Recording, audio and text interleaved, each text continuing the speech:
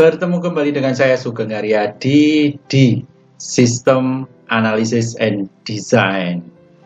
Nah, pada episode kali ini saya akan membahas bab 2 atau chapter 2, yaitu tentang memahami dan memodelkan sistem organisasi. Nah, tujuan dari pembelajaran chapter ini yang pertama yaitu memahami bahwa organisasi dan anggotanya adalah sistem dan analis perlu mengambil perspektif dari sistem itu sendiri. Yang kedua yaitu menggambarkan sistem secara grafis menggunakan diagram alir, kemudian tingkatan konteks, dan model hubungan entitas. Kemudian kasus penggunaan dan skenario kasus dari penggunaan. Kemudian yang ketiga yaitu mengetahui tingkatan dari manajemen yang berbeda, memerlukan sistem informasi yang berbeda juga. Dan yang keempat yaitu memahami bahwa budaya organisasi berdampak pada desain sistem informasi.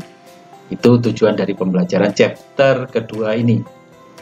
Nah, 3 kekuatan utama membentuk satu sistem organisasi yang harus dipahami benar-benar, yaitu yang pertama harus melibatkan tingkatan manajemen, mulai dari operasional, middle, dan top manajemen. Kemudian desain dari organisasi yang modelnya bagaimana. Kemudian kita juga harus memahami budaya dari organisasi itu sendiri. Jadi 3 kekuatan ini harus ada dan harus dipahami dalam menyusun satu sistem informasi. Tingkatan manajemen, kemudian desain organisasi, kemudian budaya dari organisasi itu sendiri. Nah, organisasi terdiri dari subsistem yang saling berhubungan. Nah, ini dipengaruhi oleh tingkatan dari pengambil keputusan manajemen yang memotong secara horizontal dari seluruh sistem organisasi, yaitu mulai dari manajemen operasional yang paling bawah, ya. Kemudian tingkatan manajemen menengah atau middle management, kemudian tingkatan manajemen strategis atau top management. Nah, ini dipengaruhi juga oleh budaya dan subkultur dari organisasi. Model budaya organisasinya bagaimana? Nah, ini akan membentuk satu sistem yang akan mempengaruhi keberhasilan dari sistem itu sendiri. Nah, topik utama dalam bab ini yang pertama yaitu akan kita bahas organisasi sebagai sistem. Yang kedua, menggambarkan sistem secara grafis. Di dalamnya adalah diagram aliran data atau data flow, ya. Kemudian model hubungan entitas, kemudian menggunakan pemodelan untuk kasus. Yang ketiga yaitu tingkatan manajemennya, mulai dari operasional manajemen, manajemen menengah, dan manajemen strategis. Kemudian yang keempat kita akan membahas juga masalah budaya organisasi. Nah, organisasi sebagai sistem, nah ini terbagi menjadi 3 ya. Dikonseptualisasikan sebagai sistem yang dirancang untuk mencapai tujuan organisasi ini dan sasaran yang telah ditetapkan sebelumnya. Jadi sebagai sistem maka ini harus terlaksana, dikonseptualisasikan sebagai satu bentuk entitas dari sistem yang dirancang memang untuk mencapai tujuan dan sasaran yang sudah ditetapkan sebelum sistem itu ada atau sejak perusahaan tersebut atau organisasi tersebut muncul, ya, yang telah ditetapkan sebelumnya. Kemudian yang kedua terdiri dari sistem yang lebih kecil dan saling terkait. Jadi satu sistem kecil. Nah, ini akan terkait satu sama lain dan melayani sistem atau fungsi khusus dari pihak manajemen. Kemudian yang ketiga yaitu fungsi khusus diintegrasikan kembali untuk membentuk keseluruhan organisasi yang bisa menjadi lebih efektif tadi. Nah, keterkaitan dan independensi dari sistem. Yang pertama, semua sistem dan subsistem saling terkait dan saling bergantung biasanya. Jadi sistem sendiri ini terkait dengan sistem yang lain, kemudian sistem yang lain lagi. Nah, ini saling bergantung. Ini tidak bisa beroperasi, ini juga nggak bisa melakukan operasional karena inputannya juga merupakan inputan dari sistem pertama. Sistem kedua tidak beroperasi, sistem ketiga tidak akan beroperasi karena inputannya merupakan data yang dibutuhkan dari sistem ketiga dan seterusnya. Jadi saling berkait satu sama lain. Kemudian yang kedua, semua sistem memproses input dari lingkungannya. Yang ketiga, semua sistem dikandung oleh batas-batas yang memisahkan mereka dari lingkungannya. Yang keempat, umpan balik sistem untuk perencanaan dan pengendalian dari sistem itu sendiri. Yang kelima, sistem yang ideal mengoreksi dirinya sendiri dan atau mengatur dirinya sendiri. Jadi kalau misalkan ada sistem yang rusak dan sebagainya, nah sistem yang baik atau yang ideal bisa mendeteksi letak kelemahan-kelemahannya tadi dan bisa melakukan perbaikan dari data atau database yang dihasilkan dari sistem itu tadi. Ini keterkaitan dan independensi dari sistem informasi. Nah, keluaran dari sistem berfungsi sebagai umpan balik membandingkan kinerja dengan sasaran yang ada. Nah, bentuknya tampak seperti ini. Jadi, ini adalah input proses dan output. Inputannya apa yang dibutuhkan dari sistem tadi, kemudian prosesnya diproses oleh sistem informasi tadi, kemudian menghasilkan informasi berupa output. Nah, ini semuanya harus sesuai dengan tujuan yang diharapkan oleh perusahaan. Nah, lingkungan organisasi ada 4 ya. Yang pertama masyarakat atau komunitas ya, yang kedua ekonomis, yang ketiga politik, yang keempat hukum. Yang pertama dulu masyarakat. Nah, ini harus sesuai dengan lokasi fisik atau tempat wilayah dari masyarakat tadi. Nah, itu bisa dicirikan lewat demografi dari masyarakat tadi. Nah, misalkan masyarakat itu kategori mayoritas muslim dan lain sebagainya. Nah, bagaimana menciptakan sistem-sistem yang tidak melanggar etika-etikanya. Kemudian profil demografinya bagaimana. Nah, jarak antar kantor jauh atau tidak, berliku atau tidak. Nah, itu profil demografi dari masyarakat atau komunitas tadi. Yang lain berupa pendidikan, tingkat pendidikannya, bagaimana masyarakatnya gaptek atau update dengan informasi yang ada atau sistem yang ada. Kemudian pendapatannya, tingkat pendapatannya rendah atau PAD-nya tinggi. Nah, ini akan mempengaruhi sistem dari lingkungan organisasi. Ya. Kemudian yang kedua terkait dengan ekonomis. Nah, ini faktor pasar dan kompetensi. Nah, kaitannya dengan faktor pasar. Nah, ini letak perusahaan di posisi yang mana di pasar, sebagai leader dari industrinya atau lower dari industrinya atau pengikut dari follower dari pengikut industrinya, atau merupakan kompetisinya bagaimana persaingan di sektor dunia usaha di industri tadi. Ini terkait dengan ekonomis. Kemudian yang ketiga terkait dengan politik, pemerintah, negara, bagian dan lokalnya bagaimana untuk mendukung dari kebutuhan sistem dari organisasi tadi.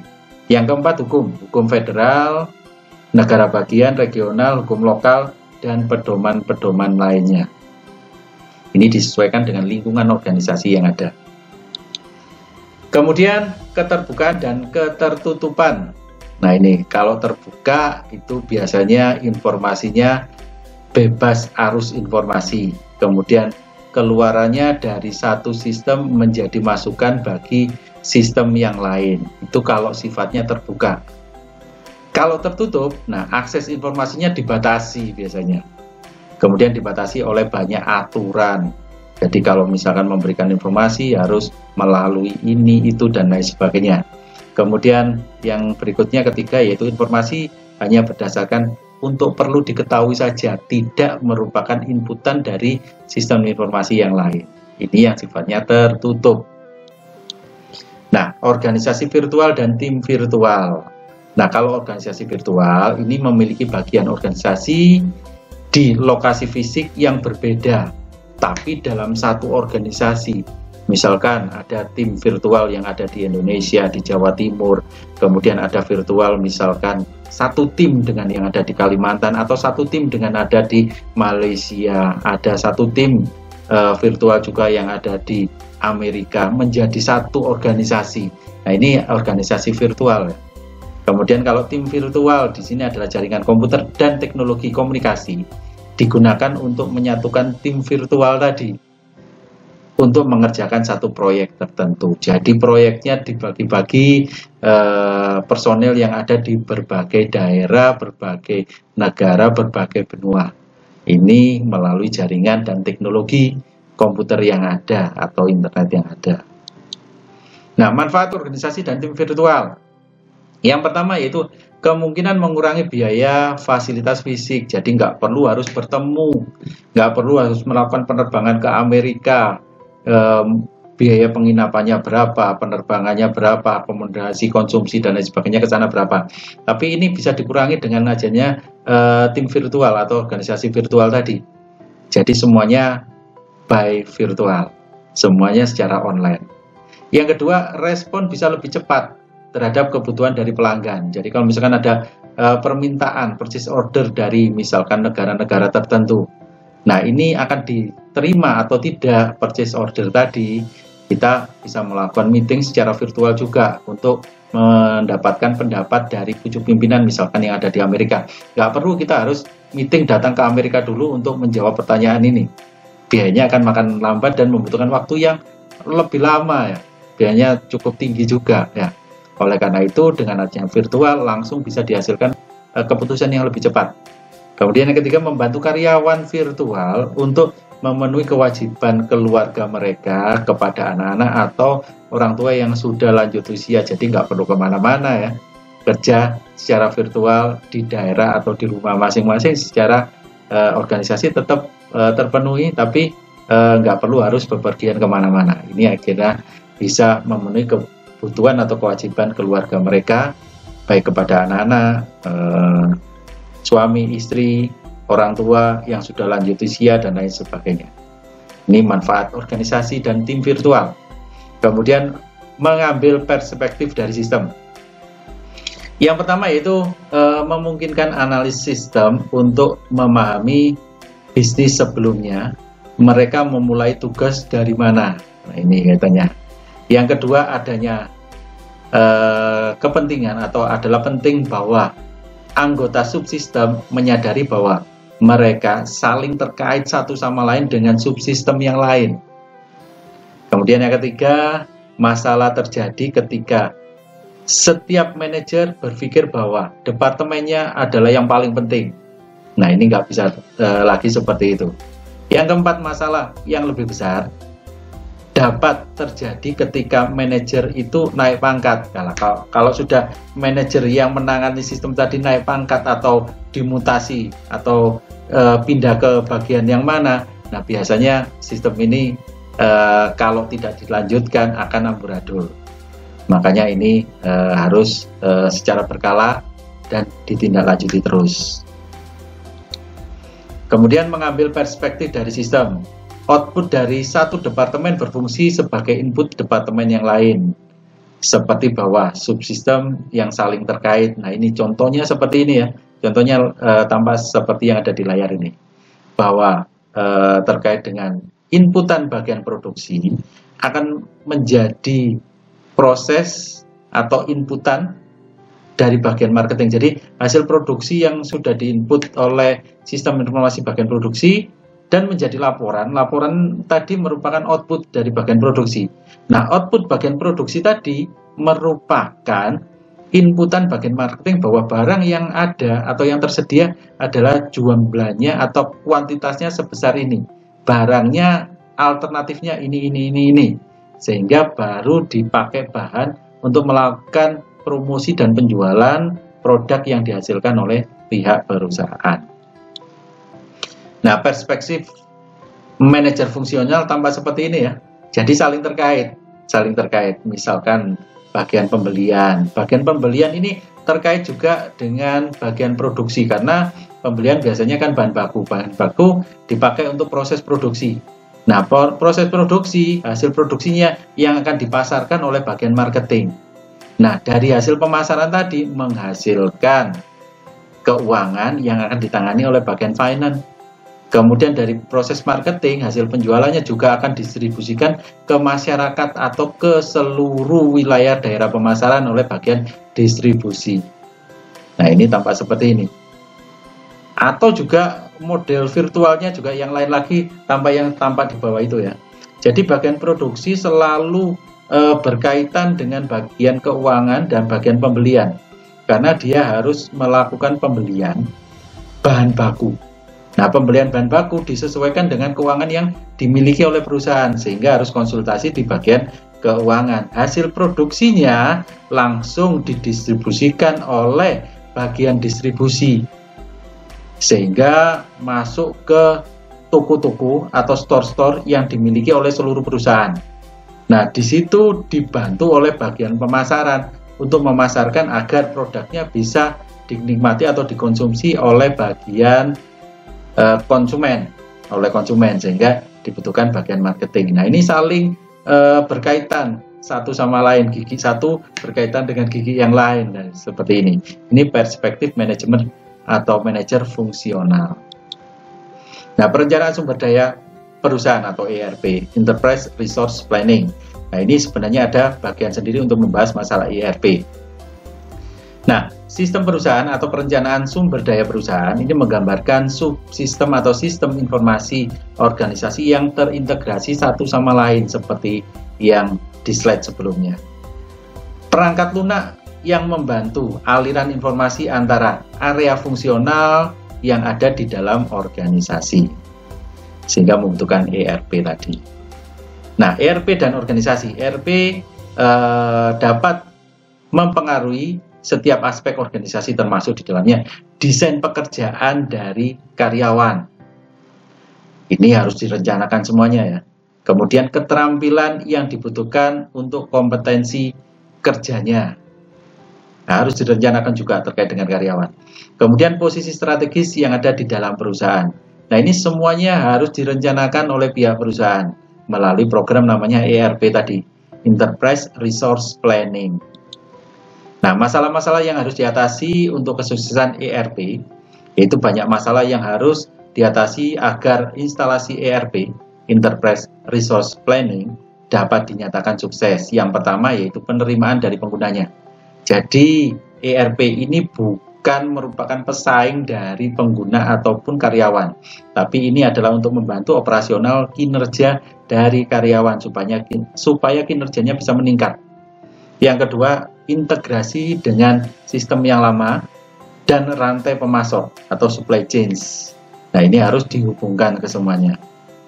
Kemudian yang ketiga, meningkatkan fungsionalitas dan kompleksitas modul ERP. Jadi tidak hanya sebatas modul ERP yang lama saja, kalau ada update yang baru bisa ditingkatkan lagi. Kemudian berikutnya yang keempat yaitu menata ulang kehidupan kerja penggunanya atau usernya dan pengambilan satu keputusan. Jadi disesuaikan sesuai dengan perencanaan dan kapasitas atau kompetensi dari karyawan yang ada. Berikutnya yaitu jangkauan diperluas di beberapa organisasi.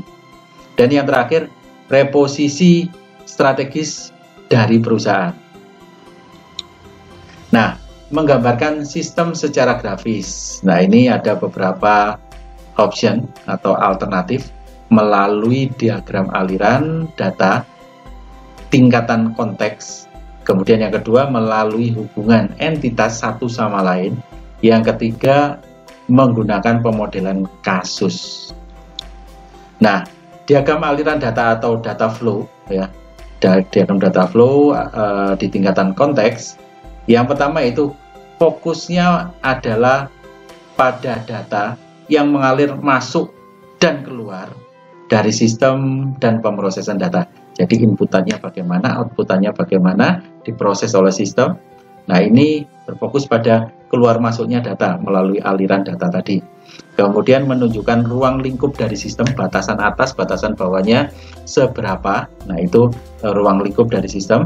Apa yang harus dimasukkan dari sistem tadi, inputannya apa. Kemudian entitas eksternal berada di luar cakupan dari sistem atau masuk di dalam area cakupan tadi. Ini merupakan diagram aliran data tingkat konteks. Nah, simbol-simbol juga harus dimasukkan di sini dari diagram aliran data. Prosesnya bagaimana, entitas bagaimana, data flow bagaimana. Nah, simbol-simbol tampak seperti yang ada di layar ini. Kalau misalkan proses berarti harus ada kegiatan. Kalau entitas berarti harus ada bagian.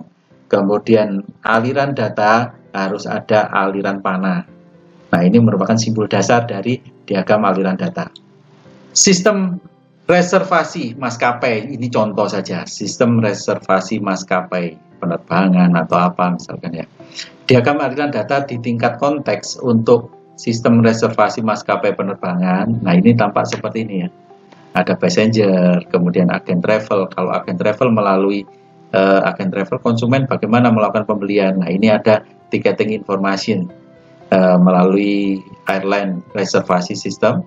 Kemudian, nah ini akhirnya mengerucut pada airline-nya. Simbol dasar dari diagram aliran data. Nah, sama seperti yang tadi ya, simbol-simbol dasarnya ya. Ada proses, ada entitas, dan ada data flow. Nah, kemudian hubungannya bagaimana? Satu dengan yang lainnya. Hubungan yang menunjukkan bagaimana entitas terhubung. Ada 3 jenis hubungan, satu ke satu, jadi satu titik ke satu titik. Ya, kemudian satu ke banyak, satu titik ke banyak titik, banyak ke banyak. Nah, ini akhirnya modelnya virtual juga ya, modelnya virtual juga, banyak ke banyak.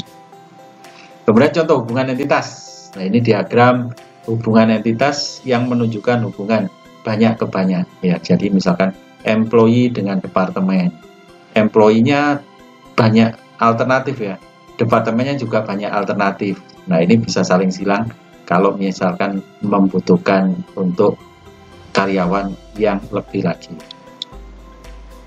Ini contoh berbagai jenis hubungan dalam diagram ER ya, entity relationship.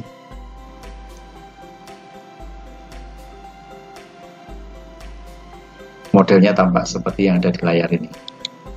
Kemudian entity di sini ada entity dasar, ada entitas asosiatif, dan ada entitas atributif.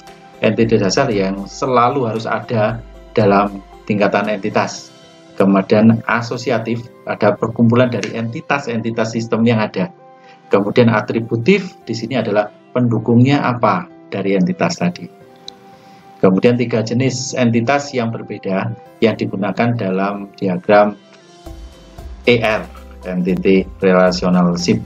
Nah, ini ada tingkatan fundamental entity, biasanya entitas nyata, ada orang, ada tempat, ada benda, dan lain sebagainya. Kemudian associative entity, sesuatu yang diciptakan yang menghubungkan 2 entitas atau lebih. Kemudian attribute entity, ini sesuatu yang berguna dalam menggambarkan atribut, terutama kelompok yang selalu berulang. Nah, atribut entity tadi, atribut data dapat ditambahkan ke dalam diagram. Nah, ini ada misalkan patron name, ada nama, ada patron alamat, ada patron handphone, ada patron credit card, dan lain sebagainya. Ini merupakan atribut dari patron informasi perorangan. Kemudian membuat diagram ER, hubungan entitas ya. Yang pertama, buat daftar entitas dalam organisasi. Yang kedua, pilih entitas kunci yang paling pokok ya, untuk mempersempit ruang lingkup permasalahan yang ada. Kemudian identifikasikan apa yang harusnya menjadi entitas utama.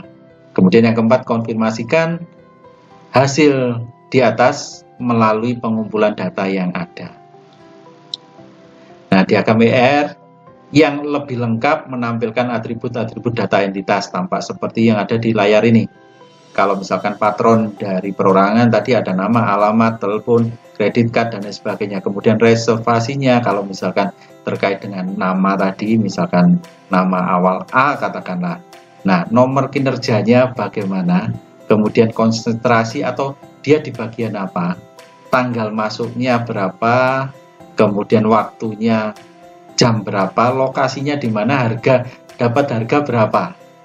Kemudian kalau kita turunkan lagi dari nomor kinerjanya, kita klik di nomor kinerjanya, yang muncul informasinya adalah konsentrasi atau bagian atau departemen, kerjanya di departemen yang mana, kemudian tanggal berapa dia purchase order tadi atau reservasi, kemudian jam berapa waktunya, lokasinya posisi di mana, pakai harga. Ini juga bisa option ya, artinya bisa muncul bisa tidak terkait dengan harga yang sudah disepakati.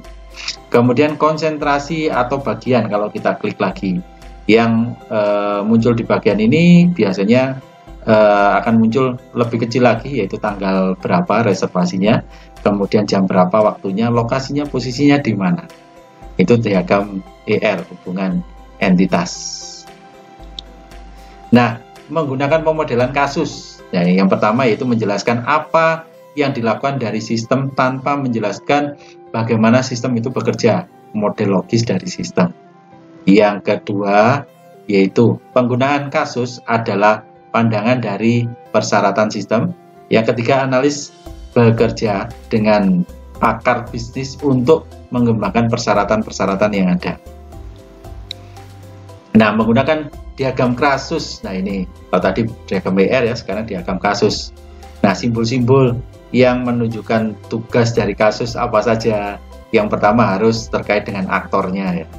Aktornya mengacu pada peran tertentu dari pengguna dari sistem, kemudian mirip dengan entitas eksternal, mereka ada di luar dari sistem. Kemudian simbol tadi yang digunakan dari kasus apa, kemudian garis penghubung arah panah dari atau dan garis yang digunakan untuk menggambarkan hubungan perilaku dari satu bagian ke bagian lain, dari satu person ke person yang lain. Ini menggunakan bagian dari diagram kasus. Nah, aktornya apa? Dibagi menjadi dua kelompok, aktor utama dan aktor pendukung. Aktor utama yaitu menyediakan data atau menerima informasi dari sistem yang ada. Informasinya apa? Informasinya dalam bentuk report ya. Yang kedua, memberikan detail tentang apa yang harus dilakukan oleh pengguna kasus. Detailnya atau aturan-aturannya atau kebijakan-kebijakannya. Nah, kalau aktor pendukung, tugasnya yaitu membantu menjaga sistem tetap berjalan dan memberikan bantuan. Jadi ini sebagai pendukung dari sistem. Kemudian orang-orang yang menjalankan meja bantuan, nah meja bantuan atau table helping, ya, analisis pemrograman dan sebagainya. Ini dua kelompok dari aktor utama dan aktor pendukung. Nah, sebuah penggunaan dari kasus selalu menyediakan tiga hal. Seorang aktor harus memulai dari satu peristiwa, dari satu event ya. Kemudian peristiwa yang memicu kasus penggunaannya, kasus tadi atau modul dari sistem tadi. Kemudian kasus yang ada ini melakukan tindakan yang dipicu oleh peristiwa tadi, yang nomor satu tadi. Nah, gunakan hubungan kasus. Nah, hubungan perilaku ada komunikasi, ada yang termasuk di dalamnya. Yang komunikasi digunakan untuk menghubungkan aktor ke kasusnya, ke kasus atau permasalahan yang dihadapi perusahaan tadi. Kemudian termasuk ini menggunakan situasi di mana kasus berisi perilaku umum untuk lebih dari satu kasus. Jadi aturan-aturan bakunya bagaimana. Kemudian terkait dengan memperpanjang hubungan ya, memperpanjang ini adalah menggambarkan situasi di mana satu kasus memiliki perilaku yang memungkinkan kasus baru untuk menangani variasi atau pengecualian dari kasus dasar. Yang keempat, generalisasi atau secara umum, yaitu menyiratkan ya bahwa satu hal lebih khas daripada hal yang lain. Nah, hubungan jenis perilaku dan garis yang digunakan untuk diagram masing-masing. Nah, modelnya tambah seperti ini ya. Komunitas satu simbolnya garis lurus, kemudian kalau termasuk ini garis putus-putus dan arahnya ke kiri ya. Kemudian kalau extend untuk memperpanjang, putus-putus dan arahnya ke kanan. Kalau umum atau generalisasi ini lurus dan punya arah panah ke kanan.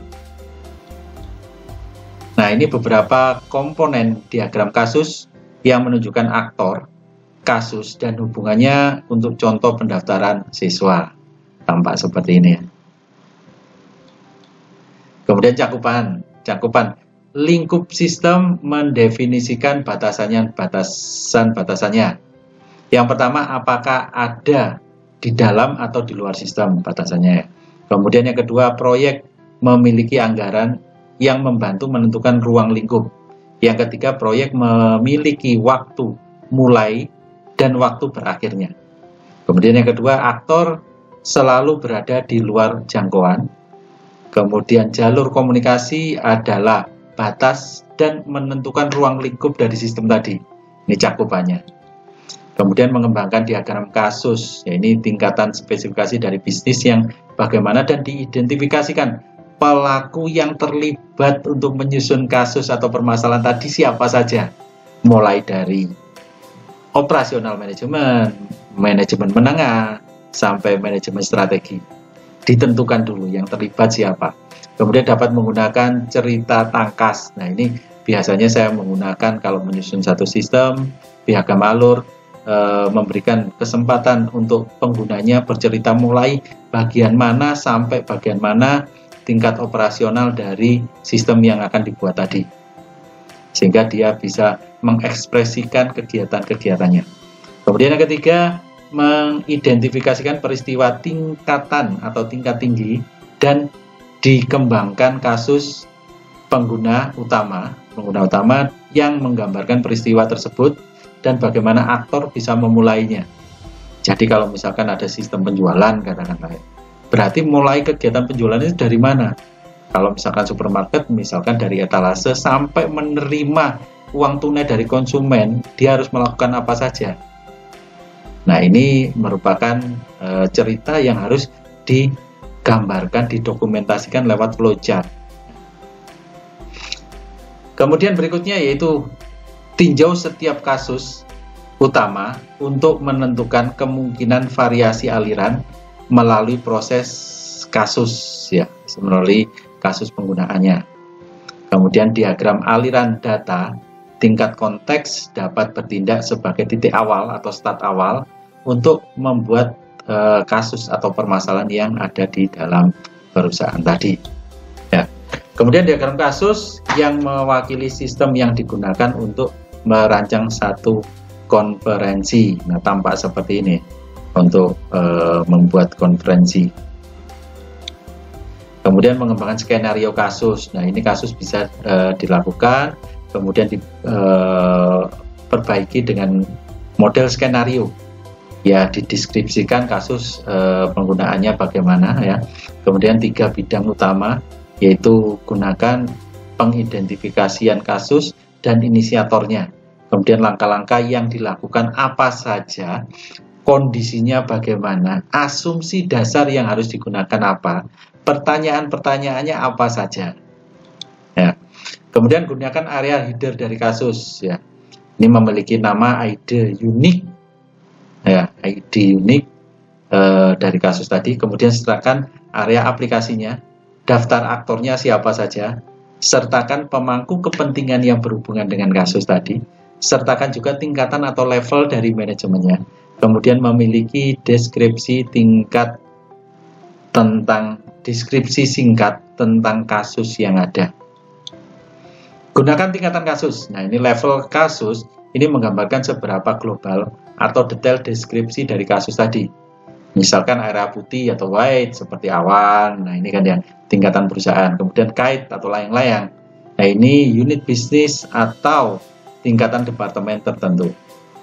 Kemudian blue atau biru, ini permukaan laut adalah sasaran atau sasaran penggunanya. Kemudian indigo di sini atau ikan, ya, fungsional atau subfungsional.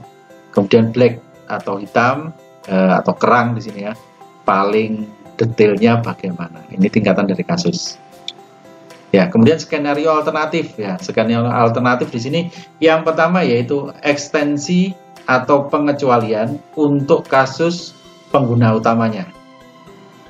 Kemudian yang kedua, bilangan dengan bilangan bulat atau titik atau desimal atau bilangan yang lainnya, ya.